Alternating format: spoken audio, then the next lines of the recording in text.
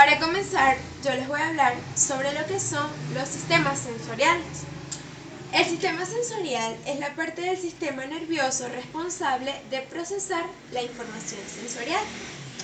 Este sistema está formado por receptores sensoriales y partes del cerebro involucrados en lo que es la recepción sensorial. Los sistemas sensoriales son ese conjunto de órganos altamente especializados que permiten a los organismos captar una amplia información de señales, ¿verdad? Provenientes de dónde? Provenientes del medio ambiente. Y que es fundamental para que dichos organismos puedan adaptarse a este medio. Sin embargo, también es necesario y fundamental que estos organismos recojan información desde su medio interno. Tenemos que los principales sistemas sensoriales son la vista, el gusto, el oído, el olfato y el tacto. En cada sistema sensorial, o en cada uno de estos sistemas, ¿verdad? Es fundamental lo que es la célula receptora.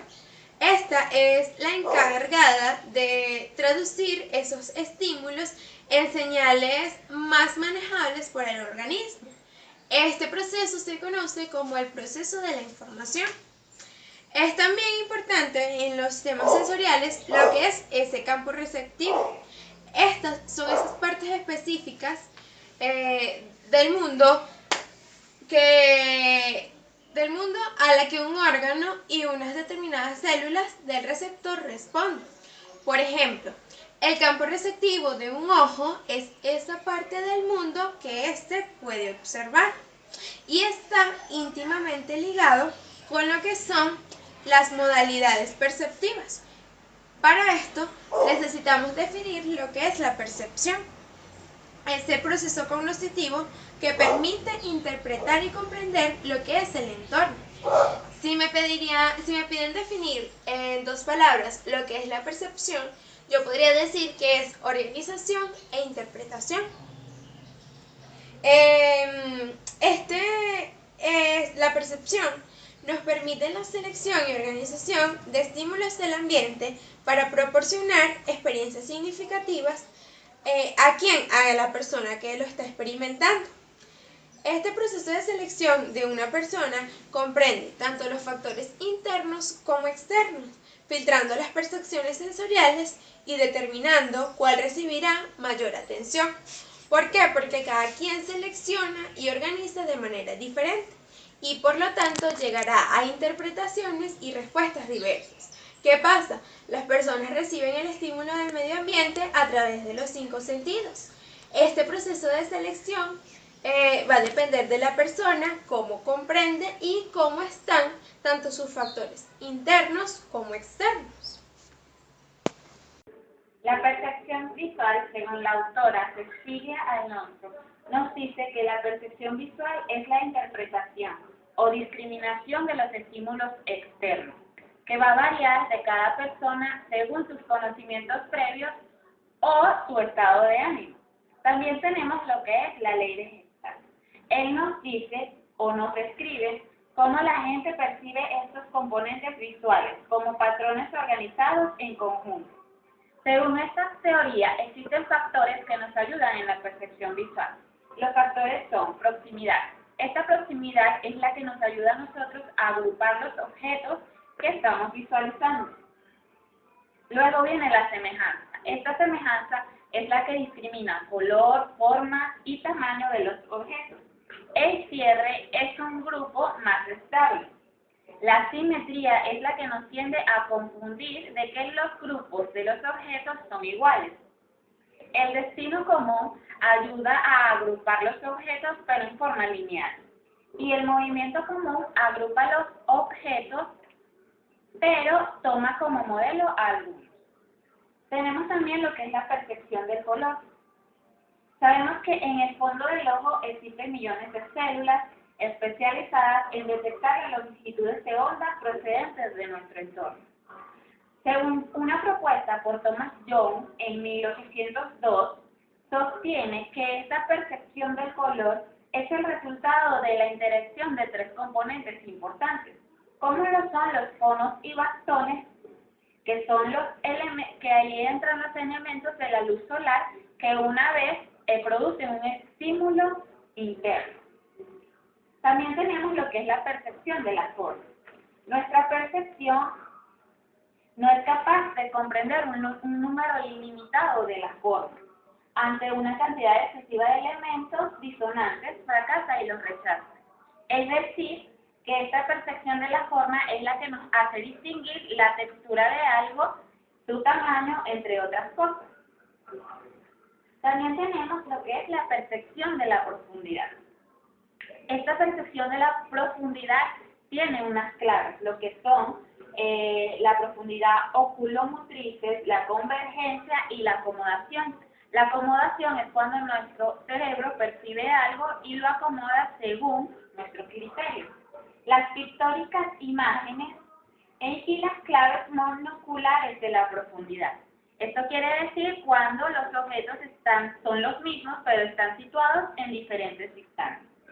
Tenemos también lo que es la percepción del movimiento, que es el ojo izquierdo versus el ojo derecho. Se llama clave binocular de la profundidad, ya que atañe a los dos ojos. El hecho de que veamos el mundo desde dos ángulos significa que hay imágenes ligeramente diferentes en los dos ojos. Tenemos también lo que es la percepción auditiva, sonoridad, el tono y el timbre. Esto es el resultado de los procesos psicológicos que tienen lugar en el sistema auditivo central y permiten interpretar los sonidos recibidos. La psicocáustica estudia la percepción del sonido desde la psicología y describe la manera que se perciben las cualidades, que serían sus características. Tenemos también que esta percepción tiene sus fases. Sus fases son la detención, la discriminación, la identificación, el reconocimiento y la comprensión. Las cualidades del sonido son ambas.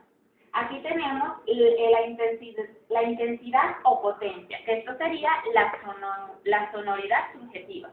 También tenemos el tono o altura, que es la altura, que es la percepción del tono. Tenemos el timbre o color, la capacidad de distinguir la misma nota tocada en diferentes instrumentos. También tenemos la duración con onda y del sonido. Ponerle acerca de la percepción del habla. Uno de los elementos más importantes de la percepción del habla es el sonido. En sí, esta es una onda mecánica longitudinal que se propaga a través del aire. Una persona puede recibir un sonido de 0 a 120 decibeles. Es decir, entre el mínimo posible para detectarlo en un umbral de molestia. La relación entre el nivel del volumen y la intensidad física del sonido no es lineal. Cron, en 1978, indica en una sala de conferencia que el volumen de la intensidad de la voz de un conferencista es 100 veces mayor en la parte delantera que en la parte trasera. Sin embargo, una persona que se traslade de atrás adelante o de adelante hacia atrás solo cambia o solo detecta un mínimo volumen en el cambio del sonido de la voz del conferencista, ya del stop. También es importante saber acerca de la percepción del habla en la infancia. Las primeras palabras en la mayoría de los niños aparecen a los 12 meses de edad.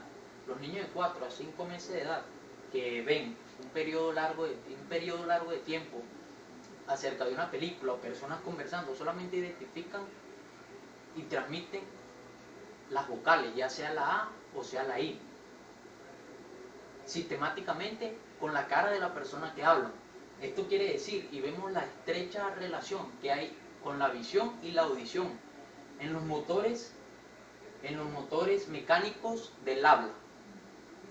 También podemos ver que los niños de 2 años de edad tienen un vocabulario de 270 palabras.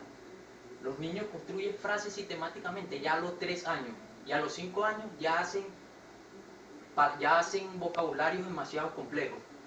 Los niños de 3 y 7 años aprenden a aislar las palabras, fonemas, sílabas y segmentar auditivamente un discurso.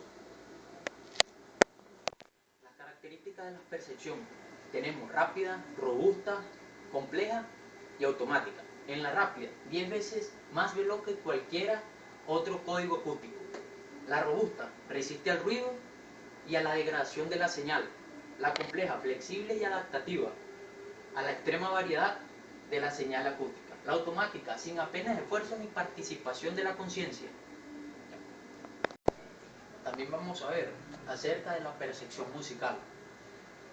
La percepción musical depende de gran medida de la atención, del medio ambiente y la intensidad de la música y la capacidad del oyente para comunicarse o identificarse con esta. A su vez, la música permite la libertad de expresión, por tanto, los oyentes deciden cómo percibirla física, mental y emocionalmente. La escala, explicando sobre la escala musical. Para conformar una escala musical, siempre ha prevalecido la norma a lo largo del tiempo, del criterio de la búsqueda de la máxima agradabilidad de esta misma. En el origen de los distintos patrones de la escala musical, siempre estuvo presente la escala de los armónicos.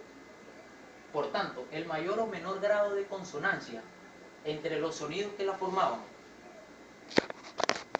También veremos acerca de la percepción del gusto. El sentido del gusto actúa por contacto sublime. También veremos acerca de la percepción del gusto.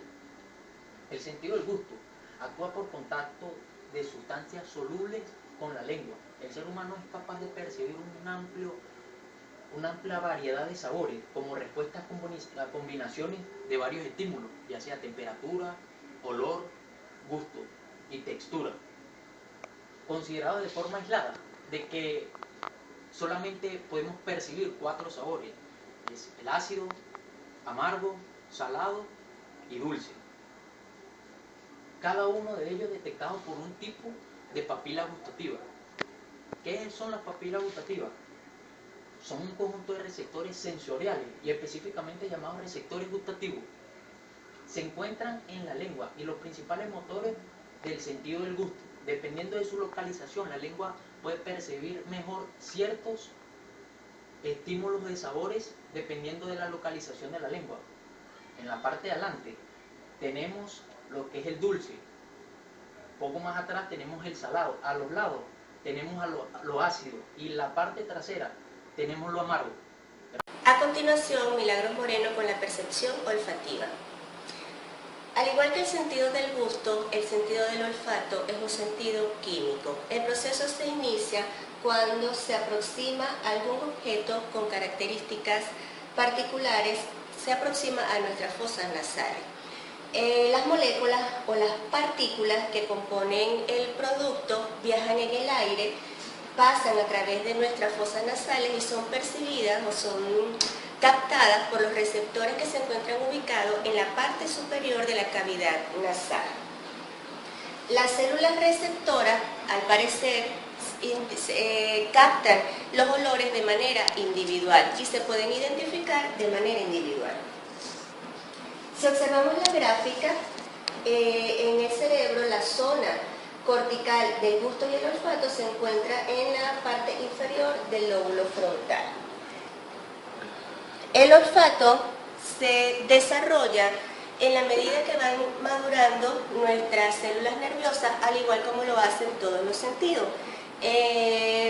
A la edad adulta se logra su mayor capacidad y se va degenerando en la medida que van transcurriendo los años en la vejez. El olor está vinculado a recuerdos o a experiencias, porque si podemos observar la localización cortical del olfato, tiene muchas conexiones nerviosas dirigidas hacia los centros límbicos, y los centros límbicos están relacionados con la emoción y la memoria. ¿Cómo se da el proceso olfativo? Se inicia cuando la sustancia penetra a través de las fosas nasales. En su paso hacia la garganta, los receptores olfativos captan el estímulo y a su vez es transportado en forma de información nerviosa a los centros corticales. A diferencia de todas las demás vías sensoriales que inicialmente pasan a través del tálamo, la estimulación del olfato va directamente a los centros corticales y de allí son distribuidos al lóbulo temporal, en donde es interpretada la información del producto que es olfateado. Especialmente las regiones del sistema límbico son las que están implicadas en el proceso olfativo y por lo tanto en la emoción y en la memoria. El placer de oler es una expresión bastante significativa debido a que es una experiencia individual y particular. Es un proceso complejo que está determinado en primer lugar por el aspecto objetivo dado por la molécula y en segundo lugar por el subjetivo dado por los receptores. Cada persona degusta o olfatea agradable o desagradablemente una sustancia dependiendo de su experiencia y dependiendo de momentos vividos anteriormente con respecto a la fragancia. La percepción táctil es otro de los procesos que se origina en uno de nuestros sentidos. En este caso, el órgano activo de este sentido es un órgano bastante extenso y particularmente cubre todo nuestro cuerpo. Es el más bello sentido con el que se expresa el ser humano. A través del tacto somos capaces de expresar emociones, caricias y de entregar afecto a las demás personas. Los antiguos griegos creían que el tacto reflejaba las caricias del alma. El tacto se localiza en todo el recorrido que hace nuestra piel a través de nuestro cuerpo, pero esencialmente en las manos hay terminaciones nerviosas bastante importantes que nos permiten reconocer a través de ellas diferentes tipos de cualidades de los objetos. A través de las manos determinamos la textura, la presión, la vibración, la temperatura del objeto que está entre ellas. La percepción del tacto comprende dos sistemas. El primer sistema es un sistema estático y se denomina percepción táctil. Solo nos informa de la temperatura, peso y consistencia del objeto. La percepción sinestésica es una percepción dinámica basada en el movimiento de nuestras manos y nos permite percibir tanto la textura como la aspereza, la dureza y la forma del objeto. El resultado de la combinación de estos dos sistemas es lo que se denomina percepción áptica. Es un sistema de doble vía, es receptivo y a la vez es exploratorio. La percepción táctil está determinada por unos receptores característicos. Tenemos el primer tipo de receptor, que son los corpúsculos de Krauss. Ellos están ubicados debajo de la piel y se encargan de detectar la temperatura baja, es decir, el frío. Tenemos los corpúsculos de Pacini, que son capaces de detectar la presión, los corpúsculos de Ruffini, que son capaces de detectar los incrementos de temperatura, es decir, el calor, y los corpúsculos de Meiser, que están directamente relacionados con el tacto. También a través de toda la piel se pueden encontrar terminaciones nerviosas para el dolor, que aunque no están definidas o localizadas exactamente, sabemos que es una experiencia también que se expresa a través del sentido del tacto. ¿Cómo se da la percepción táctil? Las fibras sensoriales que se encuentran los receptores que se encuentran en nuestra piel van a transmitir la información hasta las fibras sensoriales. Desde allí la información viaja al tallo cerebral ubicado en la zona posterior y allí se van a cruzar estas fibras para el lado contrario de donde provienen. La información luego es llevada a los centros corticales y el tálamo se encarga de proyectar como un mapa de todo nuestro cuerpo para poder localizar desde dónde proviene la estimulación y la sensación táctil que se percibe en ese momento. En cuanto a la temperatura, los termorreceptores que se encuentran bajo la piel responden ante los incrementos o las disminuciones de temperatura. Hay un fenómeno que es bastante curioso, que cuando son estimulados o hay incrementos y bajas de temperatura en receptores cercanos, se produce la sensación de ardor. En cuanto al dolor, acabo de explicar que no hay receptores específicos para el dolor y hay una teoría, la teoría de la puerta de control, que es la que explica parcialmente lo que sucede con el dolor. La médula espinal contiene puertas nerviosas. Estas puertas nerviosas están conformadas por fibras cortas y por fibras largas. Cuando la estimulación viaja a través de las fibras cortas, las puertas del dolor se abren, y cuando viajan a través de las fibras largas, las puertas del dolor se cierran. Hay dos tipos de percepción que se suman en estos modelos de percepción. Es la selectiva y la subliminal. La percepción selectiva se basa en los procesos selectivos. Es parte de este proceso que se inicia con una exposición selectiva, se interpreta de manera selectiva la información y luego se produce la retención selectiva. ¿Qué se llama exposición selectiva? Que el receptor es capaz de captar lo que le motiva, lo que le interesa en función de sus necesidades. Es decir, la información que es afín es captada directamente por el receptor. Pasa posteriormente al proceso de percepción selectiva, que está determinada por la rutina y por las expectativas de la persona. Se va a interpretar en función de las necesidades que la persona tiene en este momento. Y la retención selectiva, que se va a dar en función de las convicciones preestablecidas para la persona. Todo este proceso de percepción selectiva es muy usado en la publicidad para la venta o para la captación de público para determinados productos que deben salir al mercado.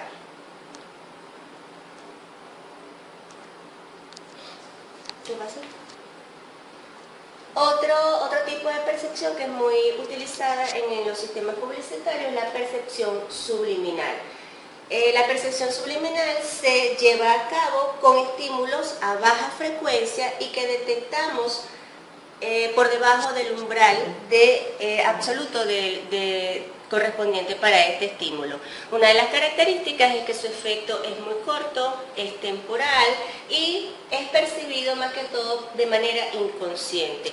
No nos damos cuenta de que estamos percibiendo este estímulo, sin embargo nuestro cerebro es capaz de procesarlo, interpretarlo y manifestar una inclinación hacia el producto de acuerdo a esta estimulación.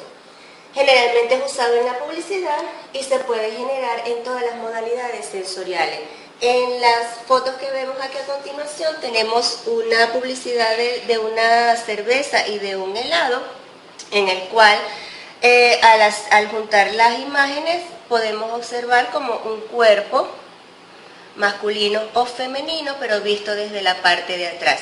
Igualmente para el helado podemos captar que la posición que se le da a los helados también simula la parte trasera de un cuerpo masculino o femenino.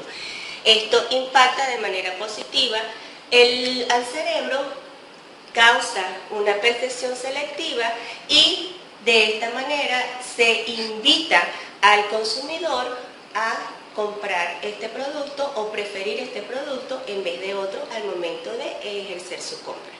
Esto es todo. Muchas gracias.